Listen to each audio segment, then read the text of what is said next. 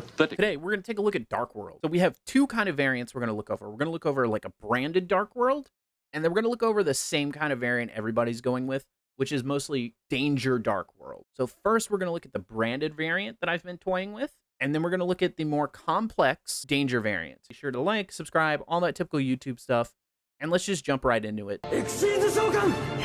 Here's the list for more mid-rangey, kind of branded Dark World. So you have a single Dark Magician to enable Dragoon, which you don't really need to play. You can swap it out for the Fusion substitute. The Dark Magician is optional. 2 Rainbow, 2 Danger Bigfoot, 2 Danger Thunderbird, 3 Grapha, because we really want to see Grapha, 1 Silva, 2 Danger Mothman, 3 Aluber, the Boober of Doober, 2 Fallen of Albaz, 3 Snow, 3 Brow, 3 Allure of Darkness, 3 Trade-In, 2 Branded Fusion, 3 Dark World Dealings, 2 Branded Opening. This probably should be at 3, but I didn't want to run 41 cards. Through my testing, I felt that 2 here was a little bit more optimal. You could cut Aluber to 2 and do 3 Branded Opening instead, since Branded Opening does trigger Dark Worlds. So if you are really interested in pushing this variant, I would suggest possibly 2 Aluber and 3 branded openings. That is a route to go about it, but you really want to see Grapha or have Grapha access plus the fusion spell for the Dark Worlds. That is your ideal setup. Then we have 1 branded in red and 2 of the Dark World fusion spell. Then in the extra deck, 2 of the Grapha fusions, 1 Guardian Chimera,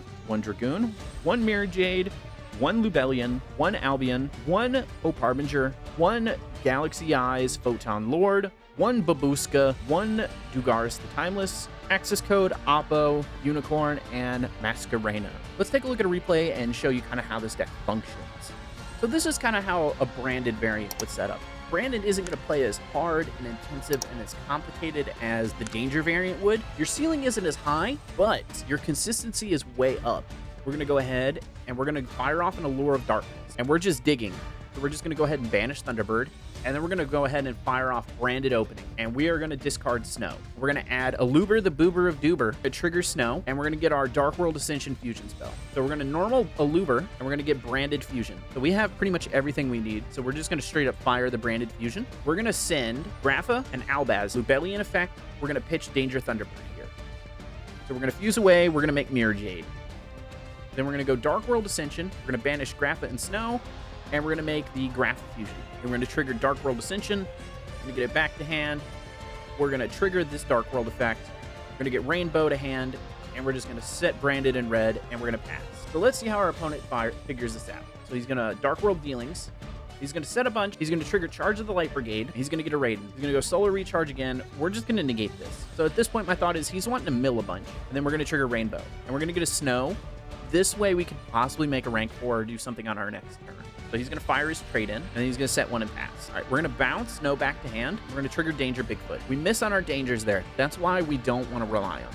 And then we're just going to go to battle, and we're going to walk in for lethal. There you go. That's how the slower, more kind of control-ish variant plays. A little bit more consistent. You have a decent floor. Your ceiling isn't as high. You're kind of playing in that mid-rangey area.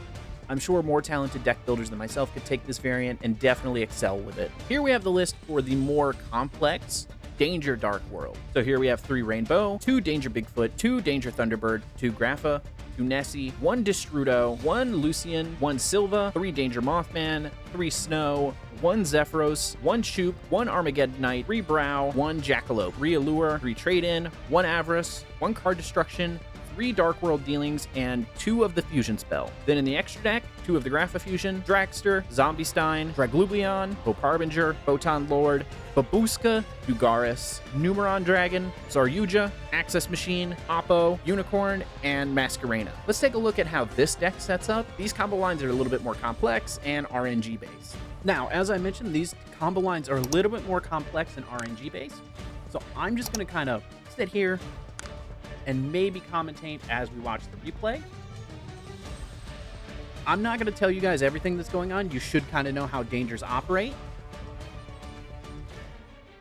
So we're just kind of hoping our dangers hit our Dark Worlds, and that our Dark Worlds trigger their floating effects, and then we're going to make big link monsters end on an absurd board and kind of use something like Saryuja to mold our hand so we can continue to go.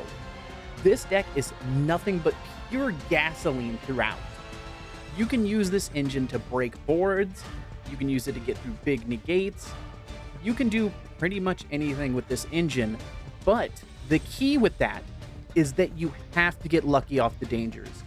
The nature of that makes it inconsistent because it's very slot machine oriented. As you can see, if we had gotten a little bit more lucky here, we could have ended on a much crazier board, but we just didn't get lucky. And we're only going up against, a pacifist deck, which, isn't the best deck in the world. I'm sorry, Phantasm Spiral players. But that's the nature of it, and we're going to trigger off a huge chain here once he pops this Graph of Fusion. So you're going to see just about what is this, 6-7 chains deep? We're about to float into a bunch of dudes here. You need a lot of removal to deal with this board once it gets established. This board, if everything goes your way, is absolutely crazy, but it's difficult to navigate. You need a little bit of luck on your side, and you got to kind of open well. You have to open both Dangers and Dark Worlds. Just by the nature of it, it's a bit inconsistent. The ceiling is very, very high, though. Let's go over to my final thoughts, and we'll close there. Final thoughts. I do think some more competent deck builders could take that branded variant and really do much better with it. I'm not saying I'm the most competent deck builder, but I do think this is an idea that could be expanded upon by somebody who has more talent with the branded engine than I do. I'm not very familiar with it, but I do think somebody with more talent and more experience with it could probably, do much better with it than me. I do think the idea is there, though. Danger Dark World has a very, very high ceiling, but it's a very slot machine deck. So you're very reliant upon the dangers hitting the right target, them not getting sniped out of your hand. Sometimes things just aren't going to go your way. Sometimes you're going to go up against the American sniper. Boom.